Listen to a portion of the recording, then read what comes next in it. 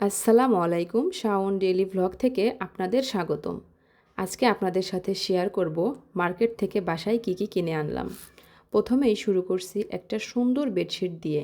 এটা আমি আমার পর্দার সাথে কালার ম্যাচিং করে নিয়েছি।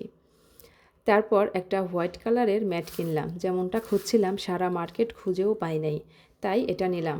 এই যে কথায় আছে না, নাই মামার চেয়ে কানা মামা ভালো, আমার হয়েছে সেই দশা। তারপর আমার ডাইনিং টেবিলের জন্য সুন্দর একটা অফ হোয়াইট কালারের রানার সেট কিনছি।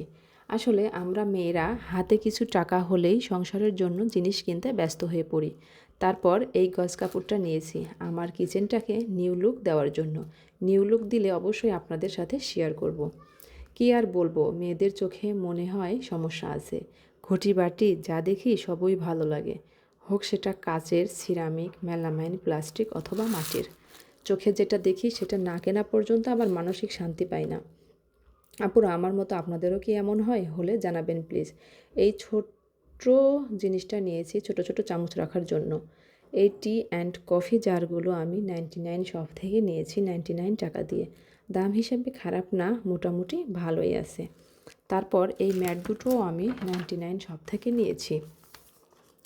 তারপর কয়েকটা কাঁচের গ্লাস নিয়েছি। যদিও কাঁচের গ্লাস বাসায় অনেকগুলো আছে, তবুও রমজান উপলক্ষে আরও কয়েকটা নিয়ে নিলাম।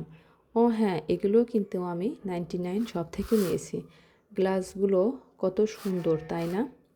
অনেক দিন ধরেই ভাবছিলাম এই সুন্দরীদের বাসায় নিয়ে আসব, কিন্তু কিনে আর নিয়ে আসা হচ্ছিল না। অবশেষে এই টিউলিপের স্টিকগুলো আর ওদের রাখার জন্য সুন্দর একটা ফুলদানি কিনেই ফেললাম। এই ছিল আজকের কেনাকাটা। ভালো থাকবেন সবাই, আল্লাহ হাফেজ।